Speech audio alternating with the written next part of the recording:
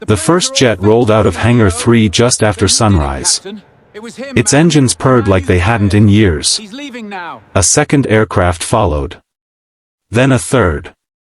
By noon, all 22 grounded planes were lined up on the runway, cleared for inspection, each one carrying the same handwritten signature inside the maintenance log. Checked twice. Safety before schedule. When the company's new CEO picked up the first logbook, she frowned. Who signed these? No one answered. She looked across the hangar. I asked who fixed all 22 planes. One mechanic slowly raised his hand, not to answer, but to point. Then another. Within seconds, every employee in the hangar silently pointed toward the same empty workbench. The bench belonged to a man who wasn't even employed there anymore. A single father. She had fired him 3 weeks earlier. 3 weeks before that unforgettable morning, Daniel Brooks had been doing what he always did before sunrise. He packed 2 lunches. 1 turkey sandwich for his 10-year-old daughter, Lily. 1 peanut butter sandwich for himself.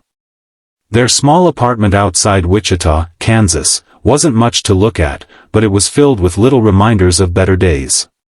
Lily's watercolor paintings covered the refrigerator. A calendar counted down to her middle school science fair. An old coffee mug on the shelf still had the words, "World's Best Dad," fading from years of use. Daniel smiled every time he saw it. His wife, Emily, had given it to him before she passed away 5 years earlier after a long illness. Since then, life had become a careful balancing act. Morning school drop-offs. Late-night homework. Weekend laundry. And 10-hour shifts as a senior aircraft maintenance technician at Skybridge Aviation Services. The pay wasn't extraordinary. But Daniel loved airplanes. More importantly, he loved the responsibility. He often told new mechanics something they never forgot. Nobody remembers the mechanic when a flight lands safely. He'd tighten the final bolt and smile. But that's exactly how our job should be. At Skybridge, Daniel wasn't the loudest employee. He never argued in meetings. He never chased promotions. Instead, he quietly trained younger mechanics. If someone struggled with hydraulic systems, Daniel stayed after his shift. If someone made an honest mistake, Daniel corrected it without embarrassing them. If a coworker forgot lunch, Daniel quietly split his own. Over 15 years, he'd built something more valuable than authority. He'd earned trust. Then everything changed. Skybridge's founder retired. The board hired a new CEO. Rebecca Sterling. 42 years old. MBA from a prestigious university. Known for turning struggling companies around. Her reputation was built on numbers. Efficiency. Speed. Profit margins. During her first company-wide meeting, she stood beneath the massive American flag hanging inside the maintenance hangar. I respect experience, she said confidently. But tradition should never become an excuse for inefficiency. Some employees applauded. Others exchanged nervous glances. Daniel simply listened. He hoped she was right. Within days, changes swept through the company. Maintenance schedules were compressed. Paper documentation moved entirely digital. Departments merged. Overtime required executive approval. At first, many improvements genuinely helped. Communication became faster. Inventory tracking improved. But one policy worried Daniel. Aircraft inspection times were shortened. Not by much. Just enough. Enough to remove what management called redundant verification. Daniel called it something else. The second look. One afternoon he respectfully knocked on Rebecca's office door. She looked up from financial reports. Yes? I'd like to discuss the revised inspection checklist. She nodded politely. You have concerns? I do. Daniel placed 2 maintenance manuals on her desk. Sometimes the first inspection misses something tiny. Rebecca crossed her arms. The engineering department approved the revisions. I know. So what's the issue? Daniel paused. My issue isn't paperwork. It's human nature. She waited. We get tired. We rush. We overlook things. The second inspection isn't about doubting mechanics. It's about protecting passengers from normal human mistakes. Rebecca thanked him. The meeting lasted less than 7 minutes. Daniel left unsure whether she'd truly listened. The following Friday, a regional jet arrived with an unusual vibration report. Another technician completed the inspection. Everything looked normal. The aircraft was almost cleared. Daniel requested one additional inspection anyway. A supervisor sighed. Daniel, the checklist is complete. I know. I'd still like another look. Reluctantly, permission was granted. 30 minutes later. Daniel discovered a tiny fatigue crack hidden near a mounting bracket. Barely visible. Easy to miss. Repairing it delayed the flight 4 hours. Several executives were frustrated. Rebecca was especially unhappy. The aircraft already passed inspection. Daniel answered calmly. It shouldn't have. 2 days later, Daniel received an email. Position terminated due to repeated failure to comply with updated operational efficiency standards. He read it twice. Then quietly cleaned out his locker. No angry speech. No shouting. No dramatic exit. He simply shook hands with coworkers. Take care of each other. That was all he said. At home, Lily noticed immediately. You got off early. Daniel forced a smile. I did. She looked into his eyes. Children often notice what adults try to hide. Were you fired? He hesitated. Yeah. She wrapped her arms around him. It's okay. We'll figure it out. For the first time in years. Daniel cried. Not because he lost his job. Because he worried about letting Lily down. Over the next 2 weeks, Daniel submitted applications everywhere. Small repair shops. Cargo airlines. Manufacturing plants. Most weren't hiring. Savings slowly disappeared. Still. Every morning, Daniel drove Lily to school smiling as if everything were normal. Meanwhile, problems at Skybridge quietly multiplied. Nothing catastrophic. Just small things. Minor inspection delays. Repeated maintenance corrections. Parts ordered twice. Tasks left unfinished until another mechanic noticed. The team wasn't careless. They simply lacked the person who had quietly connected everything together. Daniel had never acted like the leader. Yet somehow, everyone had depended on him. Then came the storm. A violent hailstorm swept across Kansas overnight. 22 parked aircraft suffered varying degrees of damage. Every available mechanic reported before dawn. Insurance inspectors were arriving. Airlines demanded answers. Flights were canceled across multiple states. Rebecca walked through the chaotic hangar trying to coordinate dozens of teams at once. Questions came from every direction. Who checks composite panels? Where's the updated repair sequence? Who signs structural verification? Nobody seemed certain. For the first time, Rebecca realized something uncomfortable. The manuals explained procedures. Daniel had connected people. Late that afternoon, senior mechanic Luis Ramirez quietly approached her. We need help. Rebecca nodded.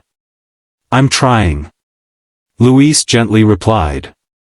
No. We need Daniel. She didn't answer. Her pride wrestled with reality. Finally, she asked for his phone number. Daniel answered after the third ring. Hello? Rebecca took a slow breath. This is Rebecca Sterling. A pause. I know. I owe you an apology. Silence. Then she continued. I made decisions based on reports. I never fully understood what you contributed. Daniel didn't rush to rescue her. He simply listened. Finally he asked. Are the planes safe?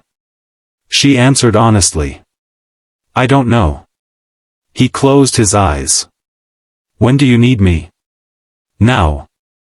Daniel arrived before sunrise. Not wearing a company uniform. Just jeans. Steel-toed boots. And the same faded lunchbox Lily had decorated with airplane stickers years earlier. The hangar became unusually quiet. Mechanics smiled. Some hugged him. Others simply nodded. No speeches were needed. Daniel immediately divided the work. 3 inspection teams. Separate verification. No shortcuts. You'll each inspect work you didn't perform.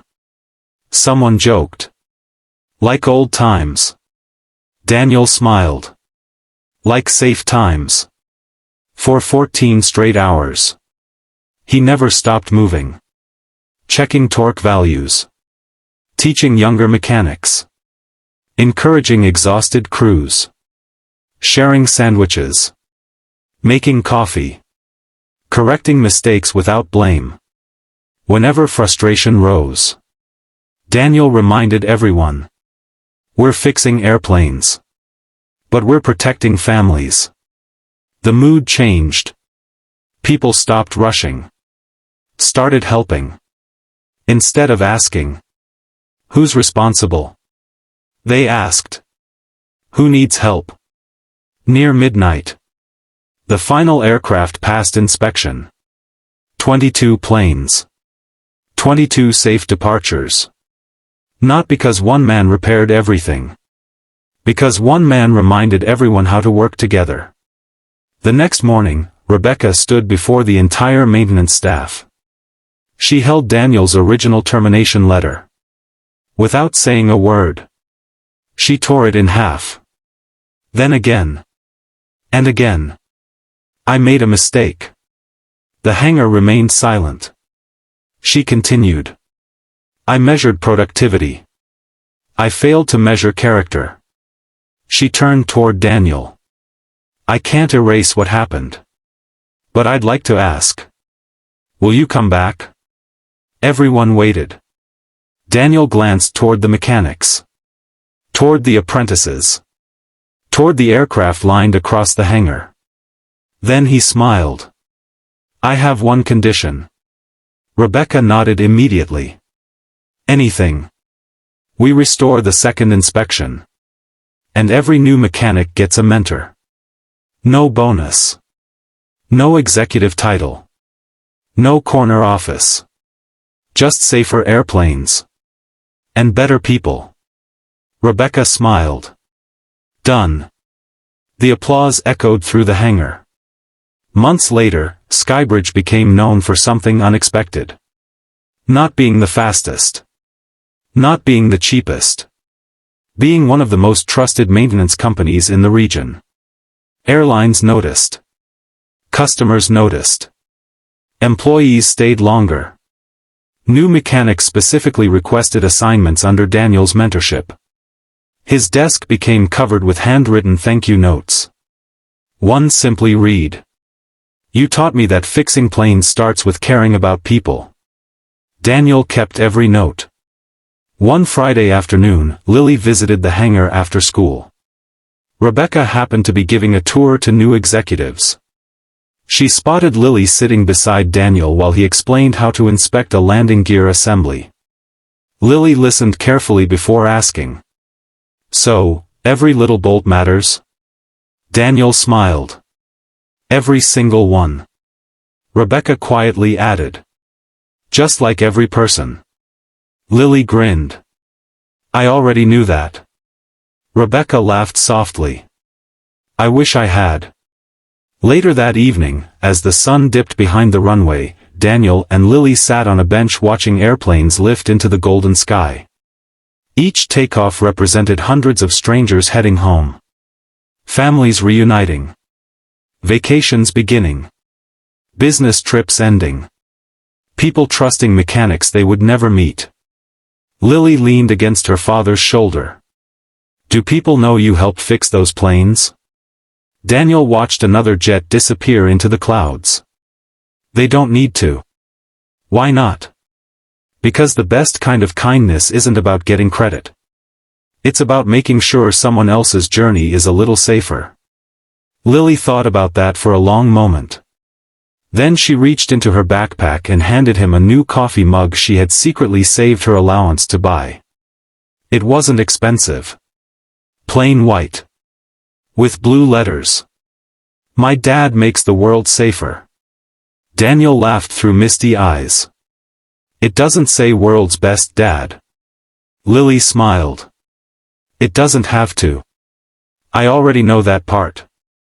Sometimes, the people who quietly hold a team together aren't the ones with impressive titles or the loudest voices. They're the ones who stay late to help, who double-check the details no one else notices, and who choose patience over praise. Daniel's story is fictional, but its lesson is real. Kindness and integrity often work behind the scenes. You may never receive applause for doing the right thing, and others may not recognize your value until you're gone. Even so, the habit of caring, for your work, your teammates, and the people who depend on you, creates a legacy that outlasts any job title. Because in the end, the strongest organizations aren't built only on efficiency. They're built on trust. And trust grows one thoughtful act of kindness at a time.